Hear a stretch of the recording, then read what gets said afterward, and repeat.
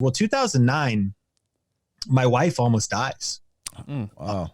Yeah. And what happened was a couple years earlier, she went on a trip to the Philippines and she got like maybe food poisoning. A bunch of people did, but it triggered an idiopathic. We found this out later, an idiopathic chronic illness called gastroparesis. But for years, doctors didn't know what was happening. She's throwing up 5, 10, 15 times a day.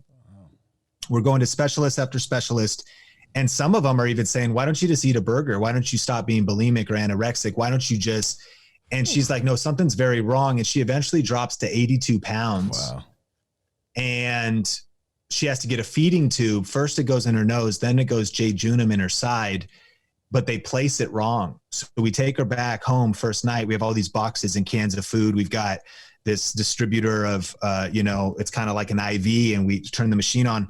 We start turning that on that first night, and she starts to panic. She's like, I don't know what's going on, Sean. Something's really wrong. I'm in all this pain. I feel like my body's like on fire or something. And what was happening was the liquid was filling up around her organs, which will suffocate your organs and kill you quick. Oh my gosh. So we turn it off, throw her in our Honda Civic, and just race to Everett Hospital, about, is closest one to our house. They get her stabilized. And then I followed the ambulance from there to Seattle, Washington, to Virginia Mason Hospital in our Honda Civic, drive down, and they get her stabilized. And we find ourselves in the hospital for 6 days. They had to cut her open, do all the surgery, clean out around all of her organs. And man, that kind of stuff, I'm still young. Like I'm like 27, and you're going through all the fear and like, God, why is this happening? But also like, man, what are we going to do? And I just felt this, like, I felt like I had an opportunity to really to either get bitter or to get better. And I really felt God like saying, like, you got to man up. Like you like, how are you going to provide for your family? How are you good? Cause I'm like, how are we going to do medical bills? How are we going to, take care of this? We're dual income now. And I kind of been leaning on my wife, which I think is cool. It's cool synergy, but I'm like, dude, like this, I don't know what the future, how are we going to raise a family? How are we going to pay the bills? Plus we're losing our homes because of the Big Short. And plus we're going actually through drama at the church. Some of the senior leaders at the church we were at stole some money. And so the church was falling apart. So we have like loss of trust in leadership, kind of, or just like, dang, that situation sucks. Where are we going to live? Our tenants in one house are not paying because they lost their job in the Great Recession.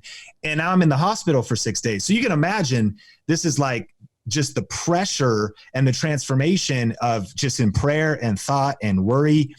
And interestingly enough, one of the days when my wife was sleeping, I go across the street to Barnes and Noble and I buy a copy of Success Magazine, and I bring that magazine back to the hospital room. And it's when it had CDs in the middle. I don't know if you remember. Yeah, I remember that. Yep. Yeah.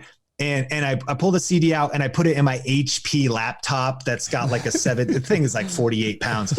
And I put that in this laptop, put on the headphones, and I listen to this really energetic, guy talking. And it was Gary Vaynerchuk. This is 2009. Yeah.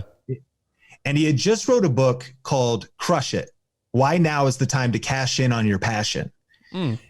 And so the book was out because he's promoting his book. He's being interviewed, and he's just talking about how, man, you got to get online, and whether you start a blog or a YouTube channel or whatever. And then he starts talking about ways to monetize affiliate marketing or brand sponsorships or ads. And this is super early in the game. But I'm reading this, and it's because of the circumstances we're in. I'm in a whole different level of desperation, of receptivity, and also of like, fire and passion. Because I've learned from that season that reasons come first, results come second. And that when you're in a season where you're maybe complacent, or it's easy to get complacent when everything is going well. It's easy to just, why would you stretch and work all week at your day job, and then after works as hard as it takes to grow an influence online or grow a YouTube channel? You're going to talk yourself out of that work, and Netflix is going to be a lot more tempting. But if you've got strong enough reasons, then that makes you say, man, what am I fighting for? And I know a lot of people want to start YouTube channels for like the fame or the fortune or the followers, which is all cool, respect. But for me, now I'm fighting for my family. Now I'm like, okay, how do I pay these medical bills? How do I actually get out of this circumstance? And I'm connecting the dots now from the skills I've been doing. I already started a YouTube channel 3 years earlier. I already have some gear for my video production business. So I'm reading every single word of this book, like with desperation. And I remember finishing the book. I didn't even really, it's in there, but I didn't like you don't catch it all at once. I don't really have a game plan. I didn't have a roadmap. I didn't even really know what the next step was. I just remember the title. I was like, I'm going to crush it. Like that was, I was like, thank you, Gary. Plan, crush it. Like, what's the plan? What are you going to do next? I don't know. Crush it. So I was at that moment that I made a decision to go all in, a whole nother level of all in.